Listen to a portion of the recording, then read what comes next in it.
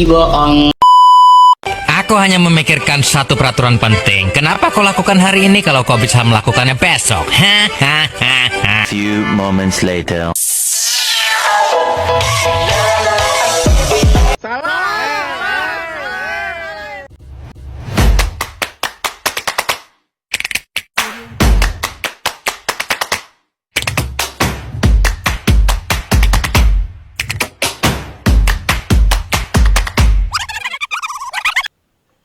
Bismillahirrahmanirrahim. Assalamualaikum warahmatullahi wabarakatuh.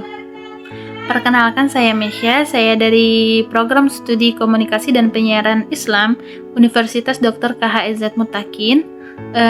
Di sini saya akan mempresentasikan matkul Teologi Islam tentang sejarah Abdurrahman Wahid atau yang kita kenal sebagai Gus Dur. Selamat menyaksikan. Abdurrahman Wahid atau biasa kita sebut dengan Gus Dur adalah seorang tokoh Islam liberal dalam politikus Indonesia. Beberapa sejarah singkat mengenai Gus Dur. Ia lahir pada tanggal 7 September 1940 di Jombang, Jawa Timur. Dia seorang anak dari Kiai Haji Wahid Hasyim, seorang tokoh Nahdlatul Ulama dan Menteri Keagamaan Indonesia. Beliau menjalani pendidikan sarjana dari Universitas Al-Azhar Mesir dan magister dari Universitas Baghdad atau Irak. Ia pernah mengikuti beberapa politik seperti pernah menjadi ketua umum PBNU, pengurus besar Nahdlatul Ulama pada tahun 1984 sampai 1999. Ia mendirikan Partai Kebangkitan Bangsa atau PKB pada tahun 1998. Dan ia menjadi presiden keempat pada tahun 1999 sampai 2001.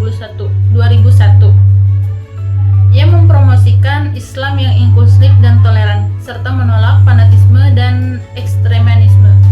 Gus Dur juga memainkan peran penting dalam mempromosikan dialog antar agama dan toleransi yang ada di Indonesia. Gus Dur wafat pada tanggal 30 Desember 2009 di Jakarta karena komplikasi penyakit. Gus Dur ini adalah seorang tokoh yang sangat berpengaruh di Indonesia dan warisannya yang terus hidup dalam masyarakat Indonesia. Gus Dur atau yang biasa kita sebut itu Abdurrahman Wahid memiliki peran penting dalam teologi Islam di Indonesia karena dia memiliki beberapa kontribusi seperti memperkenalkan Islam yang inklusif. Gus Dur mempromosikan Islam yang sangat inklusif dan toleran.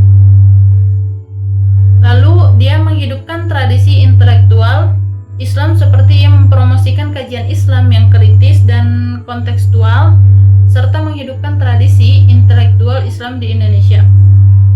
Ia juga membangun dialog antar agama.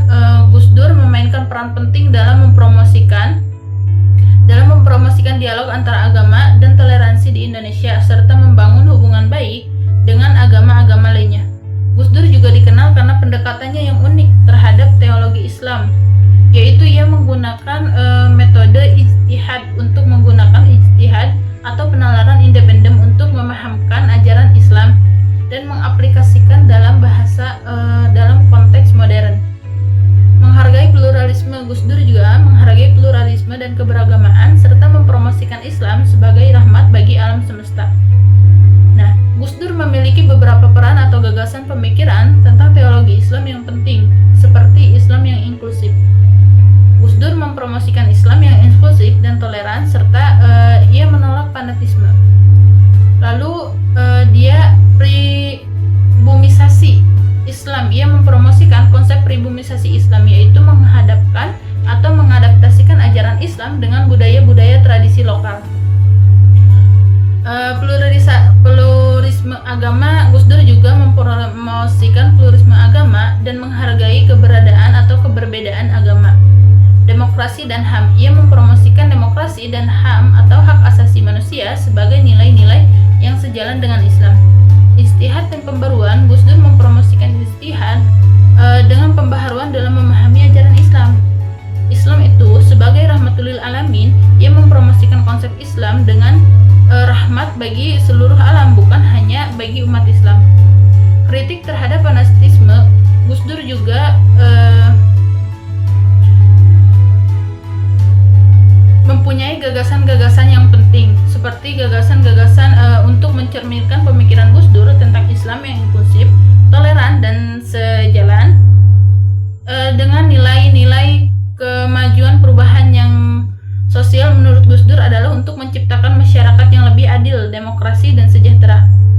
Adapun tujuan untuk diciptakannya yaitu untuk menciptakan masyarakat yang adil.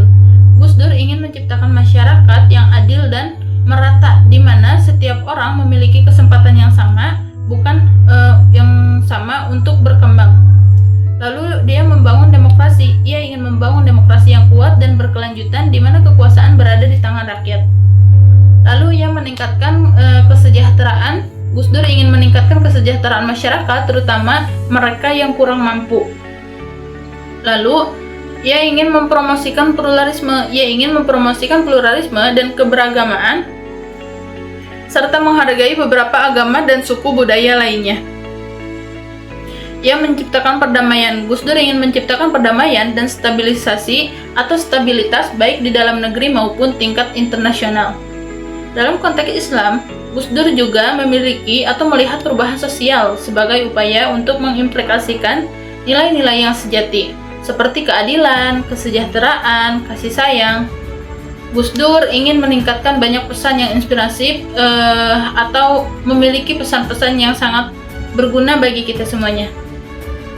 Jangan takut berbeda, tapi jangan takut untuk berbeda. Pesan ini menekankan tentang pentingnya keberanian untuk menjadi diri sendiri dan tidak takut untuk memiliki pendapat yang berbeda dari orang lain. Islam adalah rahmatul lil alamin, bukan rahmatan lil muslimin saja. Nah, pesan ini Gus Dur menerangkan kalau Islam itu membawa rahmat bagi seluruh alam, bukan hanya bagi umat Islam saja. Lalu Gus Dur berkata, kita harus menjadi garam dan cahaya di dunia ini, karena kita harus pentingnya menjadi contoh yang baik untuk memberikan kontribusi yang positif. Lalu dia berkata, jangan pernah berhenti berjuang untuk kebenaran dan keadilan. Pesan ini menekankan pentingnya terus berjuang untuk kebenaran dan keadilan, bahkan jika itu berarti menghadapi tantangan dan kesulitan. Lalu Gus Dur pernah berkata kalau pendidikan adalah kunci untuk mengubah nasib.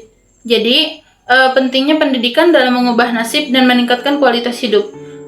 Memang tidak bisa kita pungkiri, pendidikan adalah salah satu jalan untuk kita bisa merubah nasib kita.